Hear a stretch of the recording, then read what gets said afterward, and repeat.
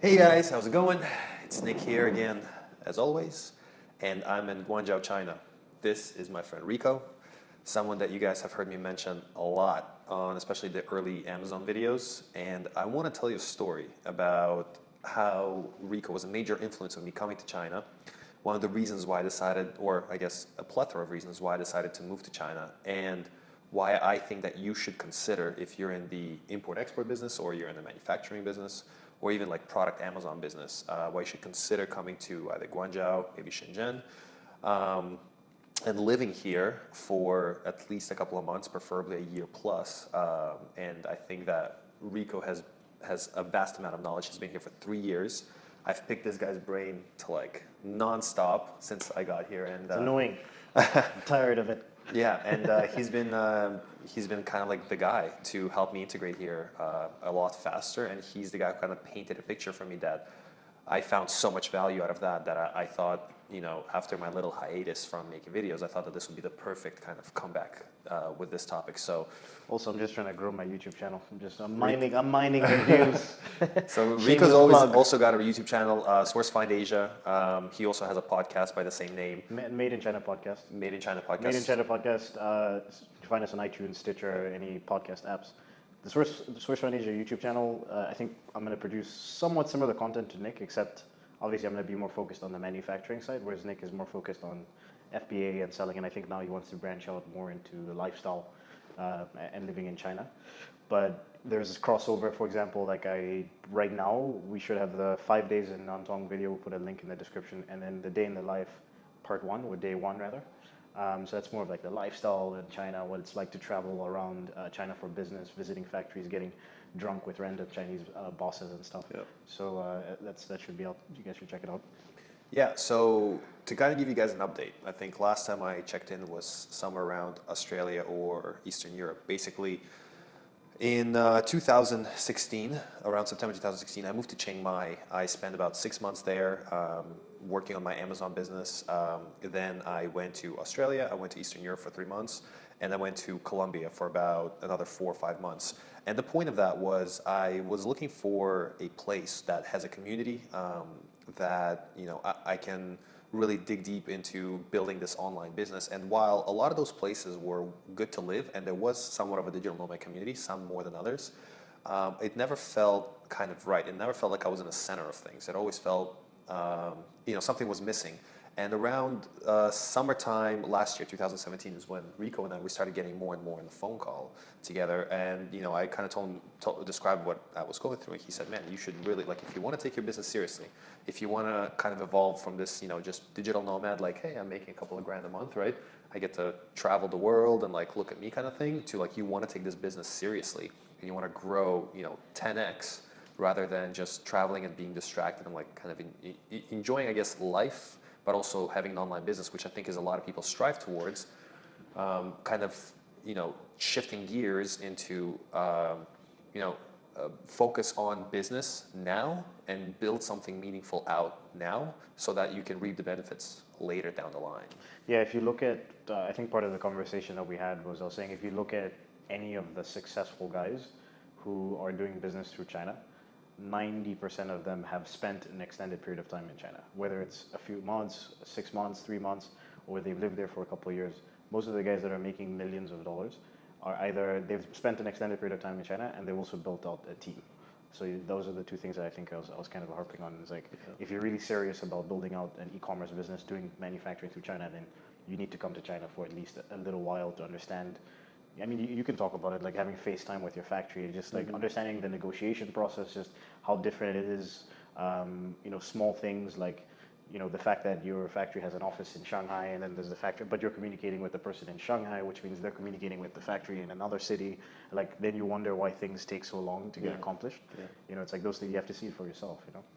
Yeah, and so it kind of came down to, I think I was in Colombia for just almost up until November, and I promised a friend of mine that I would spend December in the Philippines with him. And in my mastermind in Colombia, all the guys basically encouraged me to, you know, there was a lot of skepticism in the room when I said I want to move to China and actually live in Guangzhou and Am I pronouncing right? Guangzhou? Guangzhou. Guangzhou. Because I kept pronouncing wrong for the longest time. Guangzhou is just very, very Western. So Guangzhou. Guangzhou. Guangzhou.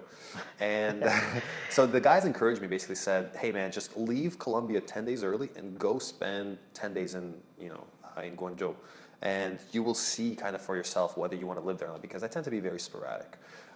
Almost like ADD kind of with my travel plans and my living situations. It's not PC, bro. I know, But we're in China use that kind of language. We're in China now, so it's okay. They won't get me here.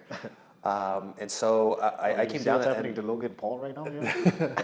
Well, I think that I came here at a very, very appropriate time, because just as I arrived here, Rico told me that one of his clients is coming down to visit some of his factories up north near Nantong, around that area. Qingdao, Nantong, Shanghai. Yeah, so those are like all the northern cities, and just to paint your picture, correct me if I'm wrong, so the north is a lot of textile kind of hands-on development. That's still like considered like factory central, or especially around Nantong area, where, if I'm not mistaken, that's where Jack Ma's from, of Alibaba? He's from Hangzhou. Hangzhou, okay, so that's one of the major like factory cities. Whereas in the south, with Guangzhou and with Shenzhen, those are more electronics, and it's kind of higher level of development, right?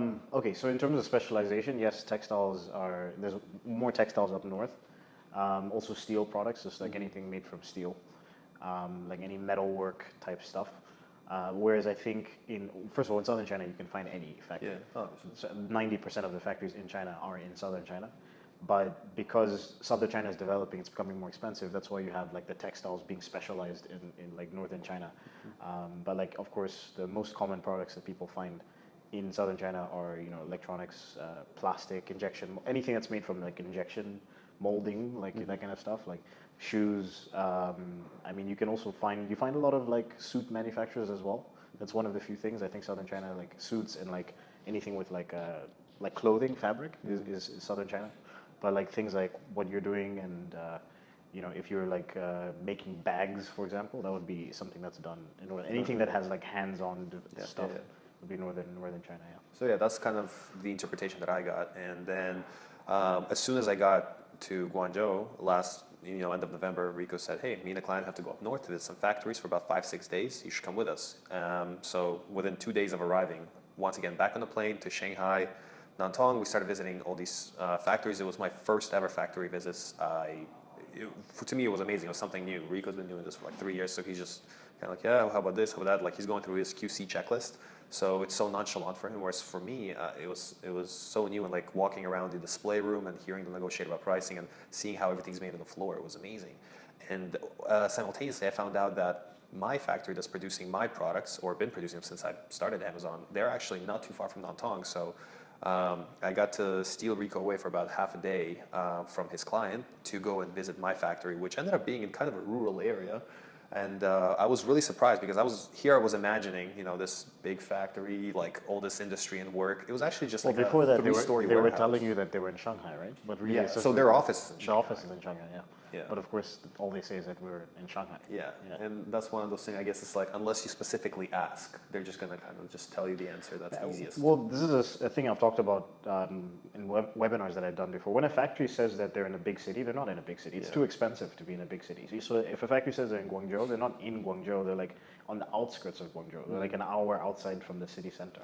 So like that's pretty much what it is. But they'll just say the big cities because it's more recognizable, and then it also just looks better to people, Yeah, so we went there, and I saw my factory, and it was just 3 floors, third floor is completely empty. I was a little bit like, man, this is not what I expected.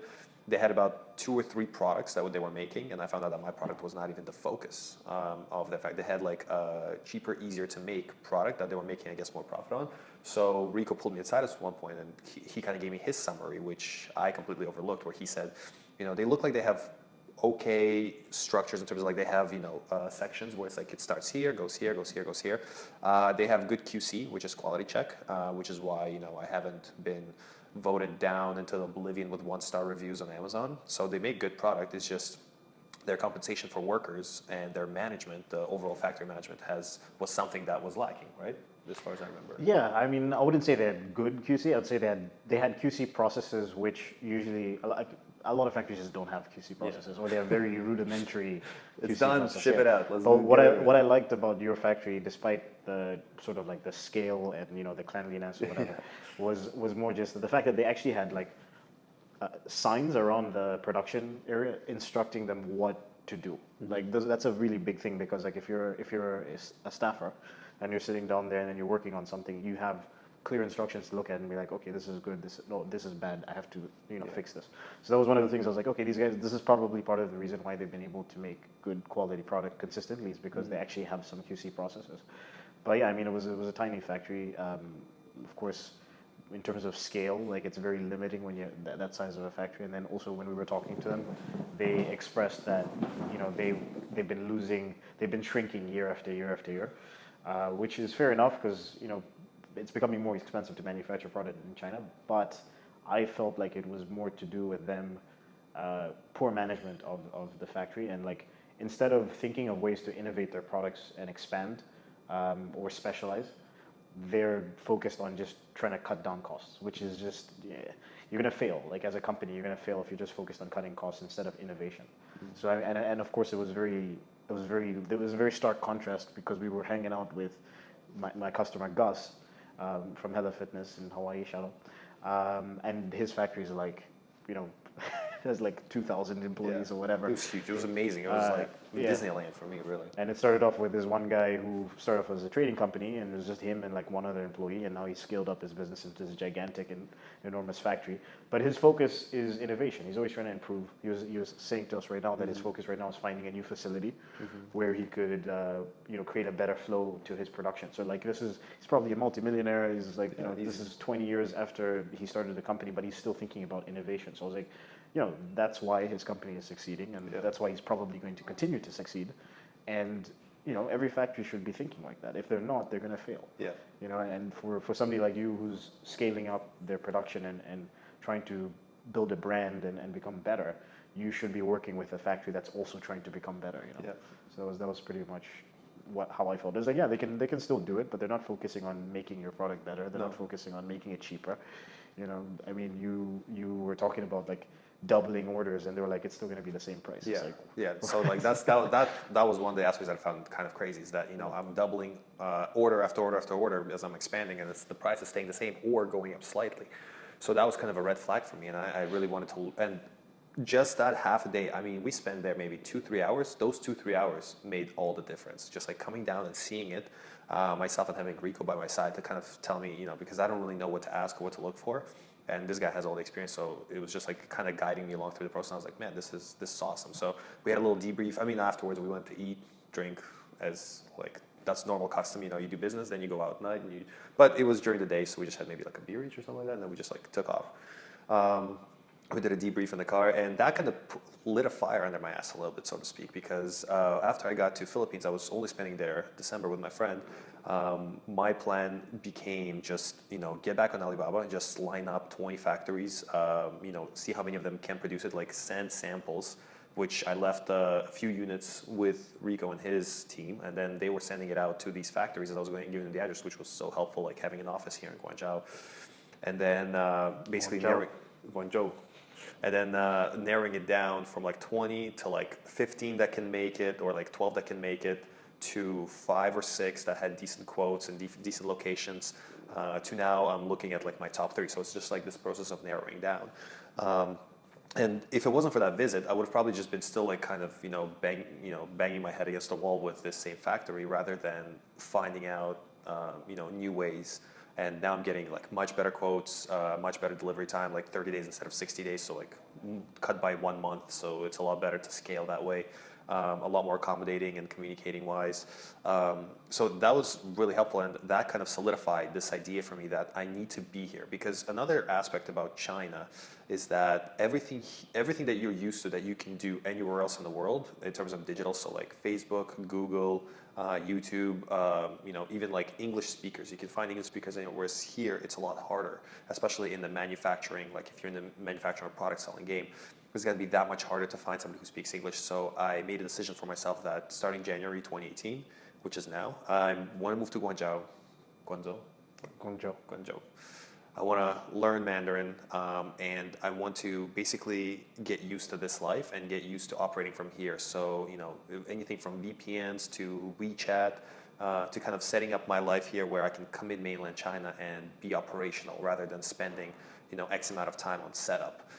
And I'm sure not everyone's going to do it. Actually, very few people do it. In fact, I think we've been talking about this. There's been less and less people that come in here and stay here because China can wear down you, especially if you don't have an open mind, if you're not willing to embrace it, and you don't see the long-term opportunities that Rico, like he might mention that later after spending 3 years, almost going on 4 years, right? Here.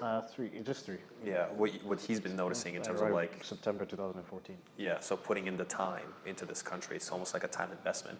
And then another thing that really kind of pushed me over the edge was back when I was in Colombia before I came for this visit, I was looking into McKinsey and PwC analysis of the next 10 to 20 years. So if you Google PwC World of 2050, I found that report to be very interesting because it basically gave you an economic breakdown of what the world's going to look like from an economic standpoint in 2050. China's the number one economy. They have the biggest middle class already, even more so in the next 35 or so years. India will rise, of course. America kind of falls a little bit in terms of their economic power, but regardless, like China just was like number one, and China, they're positioned in such a way where it's like they're next to Southeast Asia, which is seen to take over a lot of the labor manufacturing from China. So whatever China doesn't want to do anymore, they will outsource down to like Thailand, Malaysia, Vietnam, Indonesia at some point once it gets a little bit more infrastructure. And even Rico was telling me now he's noticing how like Chinese, factory bosses, they will open up factories in Thailand or in Vietnam, and it's still a Chinese factory that you're dealing with, but it's just in a different country with local employees to save money, right? Yeah, the vast majority of the factories that have been opened up in Vietnam and Thailand are owned by Chinese people. So, and the way it started was like basically the big brands like Nike, Adidas, and all that stuff that had factories in China were saying, look, we're moving to Vietnam or Thailand regardless because the cost of labor is so much lower. Either you move your factory or open up a location there, or we're not going to work with you. Mm-hmm. So of course, if you're a factory, you're working with Nike, you're going to open up a location in Vietnam and Thailand. So that's pretty much it. Yeah. Yeah.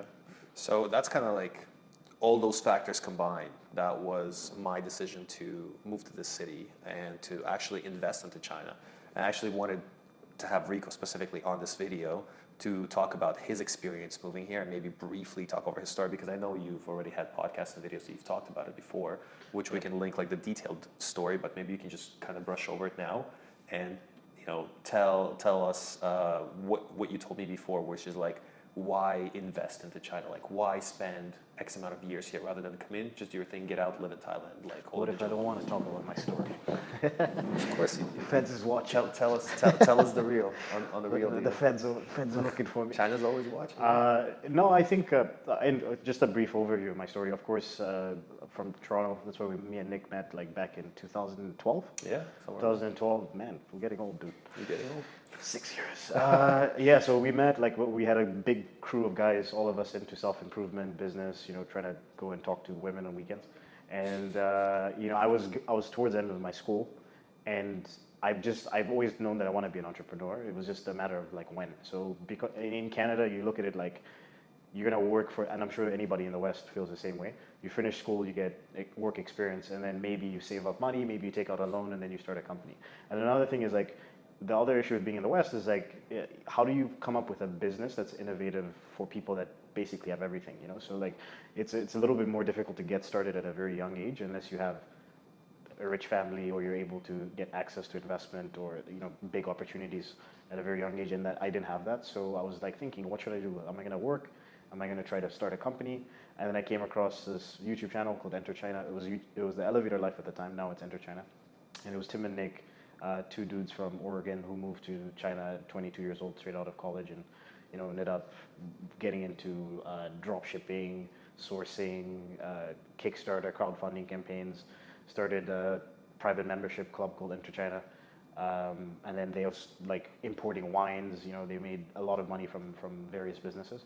So their story was very inspirational because I kind of saw myself in those guys, and it was just like, I remember it was just a come to Jesus moment where I was watching a video in my apartment, and I was about to go meet Ryan actually to go practice our Mandarin, because which is really just going to talk to Chinese girls at a language exchange. It was me, Ryan, and Noam, I think. Yeah. And I just was like, I'm moving to China. Like, it was just one of those moments. And then I went there and I was like, in Chinese, because that was the only thing I had memorized at that stage. It was like, I'm moving to China. I'm moving to China. I was like, every person I spoke to, I was like, Yeah. I'm moving to China. And I was like, and then How do you say that in Chinese? 我去中国 Zhongguo Indian, so in like in a year. Okay. Yeah. So, which if you translate it would be like, I go China 1 year. 1 year. Just give them the basic facts. You don't need to know anything else. No, that's one of the things I love about Mandarin is like there's not that many conjunctive words. Yeah. So like it's basically if you want to eat like I hungry now. So that's actually quick side note. Like when Chinese people learn how to speak English, they sound rude, they sound very aggressive because they don't have the conjunctive words, but it's really just because in Mandarin they don't have the conjunctive words, so it's very difficult for them to now start saying I am very, it's like it's not normal for them. But anyways, yeah, so that was cool, and I was excited, and then cut to a year later, 2014, after the summer, I moved over here and started off as an EC member, which Nick and the crew bought me a membership, which was very nice. And I met my business partner through Enter China. His name is China Mike. And started the sourcing company about 8 months later. Like I'd been teaching English for a while. And yeah, the rest is history. That was 2.5 years ago. The company's been running. And this is my office. And Nick's also like now kind of working out of the office. And yeah, it's been a crazy journey. I think one of the things I wanted to talk about that Nick touched on very quickly was the idea of investing time here. So like for me, when I first came here, I was very much in this mindset of like, oh, I want to be a digital nomad, like 4-hour work week lifestyle. I'm going to be in China for like 2.5 years, build up a company, and then I'm leaving. And then it's like now I'm going on over 3 years, and I'm just like, there's way too many opportunities here for me to leave. Like it just doesn't make sense. For the thing about China is like when you're here, it takes time to build relationships, and when you build relationships, you really it starts to open your world into more opportunities. So like I started off with the sourcing thing, and obviously I'm scaling that business. But in the 2.5 years that I've been here, I had an opportunity to join Enter China as a partner, which was a membership I was a member of before, right? And obviously I left the company, but for various reasons it's still growing, and I'm very happy to be a part of that, and I learned a lot from that experience. But like now I have like a Chinese business partner who I've known for 2.5 years, and the only reason why he's interested in doing things with me now is because I've been here for such a long time, and he knows that I'm serious, and he's seen me kind of grow my business. Like I can tell you the amount of like meaningless dinners me and that guy have had over the years where it's just like I didn't even know what we were doing having dinner together. But it's like we weren't really friends. We didn't really have much to talk about, But you guys just kind of sat around, ate. Yeah, and you were just like, "How's work?" And then you'd throw out like an idea. Like I was thinking, hey, maybe we could do some marketing for factories, and I'm like, that's just not what I do. Like it's so far away from what I do. And then over like in the last 3 to 6 months, some of that I feel like he's fine-tuned his ideas towards what my expertise is. And now we've been like kicking around imports, for example, and that's something that's also a very long process, but the payout is quite large. So I'm only beginning to see that as a different world now, having been in China for 3 years. And when I approach like a distribution company in Guangzhou, they look at me and say like, oh, this guy's been here for 3 years. He's got a business set up. He's got an office in Guangzhou. He's got all these connections, and that makes them take you very seriously. Whereas if I was here for 2 months and then I went to a distribution company and said, hey, I can get you, imported whiskey from Ireland, they'd be like, who the hell are you? Get out of this house. You know what I mean? She'd be like, silly Who's this guy? Shame. Hey, can somebody call the maid to sweep this guy out of the... What a screw up. Get out of here. So like there's a lot of opportunities here, and right now the stuff I'm talking about is just a drop in the ocean. Like from the tech investment going on in China, to importing into China is going to be very huge. It already is, and it's growing. Of course, like Nick talked about China having the largest middle class. What happens is when people start to have disposable income, they look for stupid things to do, which is buying expensive wines and whiskeys and like joining a country club. And like 3 years ago in Guangzhou, there was maybe 5 gyms. You know, now it's like hundreds of gyms. You know, I remember going into a gym and asking them what the cost of a gym membership was going to be, and they told me it was $4,000 a year. This was like 3 years ago, and now I'm paying approximately, I would say, 400 a year. Yeah. So it's like, you know, it's just that's how quickly things are moving here. You know, so beyond building an e-commerce business, which I guess most of you guys would be doing, when you're here for an extended period of time, you're going to see a lot more opportunities pop up for you. And I mean, it's almost a very natural thing to transition into. If you're selling product to the US and you're developing product here, you build up the same soft skills to be able to sell product into China, and that's where it's going into the future. I mean, like, there's a but there's a commercial holiday called 11/11 in China. Singles Day, and it's, I believe, $25 billion was spent in one day. So more collectively than Black Friday, Cyber Monday combined, and I think like something Christmas shopping or something. Like basically, it's like the biggest single day sales in the world made. And it's all done on Taobao, which is the equivalent of Amazon in China. So $25 billion went to Jack Ma, and then something that people didn't even talk about was a month before there was a holiday. It was the Mid-Autumn Festival and the national holiday. It was about 10 days. Chinese people spent around $11 billion traveling during that holiday. That's insane. Like, people didn't even talk about that. And every year it's more and more. So people should be thinking about investing more time into China, because that's just where the future is going. Yeah. You know? And that's kind of like, you know, all those things combined. I think the primary, the information set here is like the primary kind of crowd that this would be probably applicable to is somebody who's just coming out of college or recently out of college, somewhere in your early mid-20s, a digital nomad of any sort that's traveling right now, that you're involved in physical products, but you're not necessarily quite there yet. Or even, you know, if you're in your 30s and you have some sort of amount of savings and you've been in the business, right?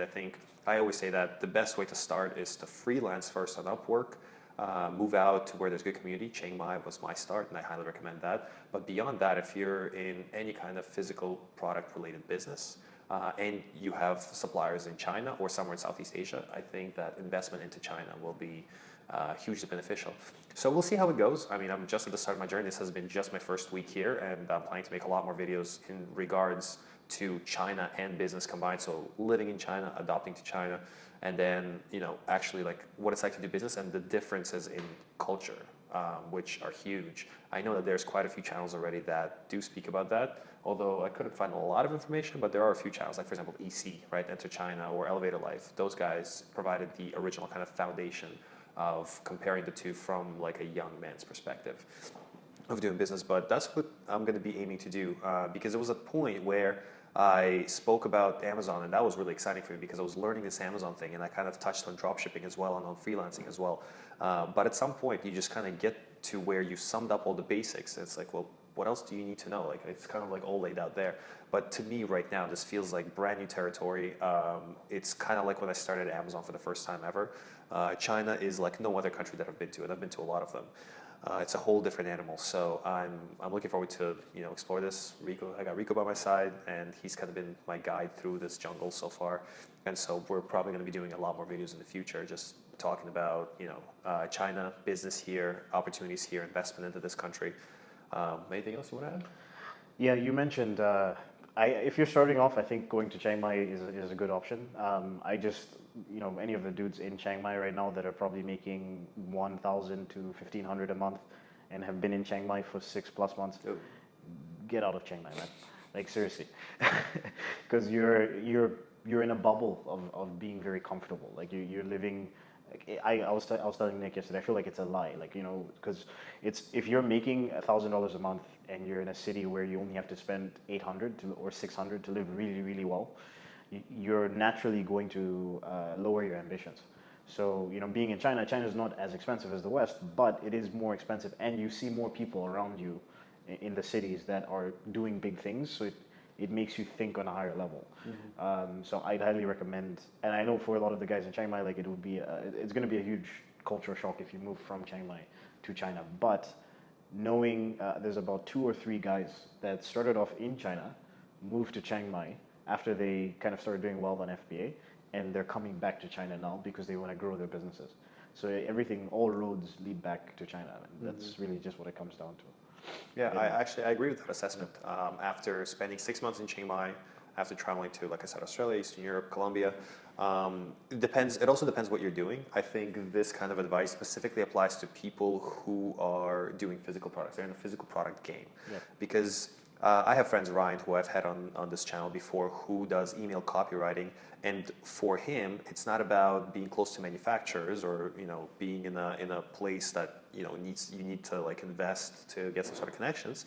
For him, the main thing is to have a good environment around him, something that's easy to operate within, and also to have a good group of other guys that are doing the same thing. So having like a good mastermind, and for him, that was Medellin, Colombia, which I loved Colombia, by the way, personally. There definitely is a big community of higher level digital nomads. I think that if you're in the software slash services or agency game, where you get clients from Upwork or from other websites, and you have your own site and you kind of provide an online service rather than selling an online physical good, I think a better path would probably be start off in Chiang Mai, get your bearings, meet the community there, and then move out to Medellin, Colombia. I think that's the path. So it's almost like you're starting in Chiang Mai, and then you're either going, east towards China if you're in the physical goods, so go east, my son, or you're going west towards South America, which is kind of, I wouldn't call it a different China because nothing's like China, but it is somewhere where you have to learn Spanish to get around, not a lot of English there, but it's quite easy. You still have all your apps that you're using right now in the West, you would still be using the exact same stuff there. Your WhatsApp, your Facebook, your YouTube, whereas here it's just completely like erase everything come in with a clear mind. It's going to be very different, and we're going to be showing you how different it really is. Yeah, I mean, just to close out what I was saying before, in terms of how difficult it is to live in China, yeah, it's not for weak people. I always say, I use a different word. China ain't for weak bitches, is what Rico always says. I stole that from Joe Rogan, by the way. But anyways, it's not. I really feel like anybody that's been in China for 6 months, a year, and anybody has been in China for like 10 years, those are not weak people because it's not an easy place to live. However, every year that passes, it becomes easier to live here. You can carve out a very comfortable life here as well, but you do have to, like Nick said, be very open-minded and kind of clear out your mind and adapt to the culture. Never try to make China adapt to you. You have to adapt to the culture. And I was thinking about this is like Gary Vee has this video. I think it's like Overnight Success. It's called. Yeah. And the one line that I always think about, he says something like, some people contact him and they say they've been doing something for 8 months or a year and they're not gaining traction, whether it's like a blog or a podcast or something like that, or business. And he's like, man, like people think I was an overnight success. Like I was doing Wine Library TV. I did like 1,000 episodes, getting 500 views, 1,000 views. And then I went on Ellen and my shit popped. But like before that, I did 2 to 3 years. My company was actually losing money. Like the actual wine business was losing money, but he just kept at it. So, and he's like, look, you have to think about it like this. Like this is something that you're building that's going to sustain you for the rest of your life. So it shouldn't be easy. It shouldn't be short. You shouldn't be thinking it's going to take 6 months or a year. It's an investment. Like, we're doing okay. We've scaled up pretty quickly, me and Nick, for our age. But like I always, like Nick said yesterday, he said something like, you're expecting to be cash poor for the next 2 years. Yeah. You don't have to be, right? But I'm expecting, because you're at some point, I will do a little tour of my bedroom right now, like where I'm living, and I specifically wanted to get very tight, small, like no extra quarters, because when I was living in a penthouse in Colombia, I felt very relaxed. It was almost like a Chiang Mai 2.0. I felt very relaxed. I didn't feel the pressure. I didn't feel the push. Now I wake up, it's almost like I need to get out of the house to go to the office. The office is almost like my penthouse now, where like I want to be here. I want to be working here. The gym is down the street. Rico just came back from the gym and like had a quick bite, and now we're filming this, and now it's back to work, and I love that, and I'm really looking forward to like a year of just this kind of hustle mentality. So cash poor is definitely going to be one of my highlights, because I don't want to take out money for profit. I want to reinvest everything right back. Yeah, and it's the same thing. I mean, I'm not going to say like I don't live a comfortable life, because I do live a comfortable life. But for example, I've taken one real vacation in the last 2 years, and people are like, why don't you come here? Why don't you come? I'm like, no, I'm reinvesting the money into the company. You know, so that's, and I used to think I was going to be in China for 2.5 years, and it's like, no, I'm just going to be here for as long as I have all these opportunities coming up. So just think about it like that. If you go through some issues being in China, it's like you're doing something that it's a long-term play. It's not a short-term play. Yeah. You know. Yeah. So I think that you know, parting thoughts is that if you are kind of lost, or you're on the way to building your business, and you want to transition from, like, the digital nomad no longer does it for you, I think that it's time to kind of elevate. It's time to shift gears, really give China, specifically Guangzhou city, a consideration. It's gonna be tough. It's not gonna be easy. But if you think about it long term, life is short but long at the same time. Think about it from a 50-year span rather than what am I doing this year, what am I doing next year. And hopefully everything that we said so far kind of piqued your interest, and I hope it did, because I'm looking out the window right now and I'm going to show you guys the view, but this is honestly the land of opportunity now. This is, forget about the American dream. There's now a China dream, and I think it's worth investing into. So, yeah, just I want to plug my stuff. Plug your stuff, man. Plug away. Shameless plugs. Sure. Yeah, so if you want to check out my YouTube channel, it's called Source Fine Asia. Of course, we're going to provide links in the description. Yep. The podcast, Made in China podcast, we talk about crowdfunding, business in China, lifestyle in China, obviously manufacturing. And then my website is sourcefineasia.com. Awesome. Okay. Thanks, guys. And give us a like if you found some useful information here. Leave us a comment or some questions down below for me, and specifically for Rico, if you know, any of the stuff that we talked about resonated with you. And I'll see you in the next video. Cheers. Cheers.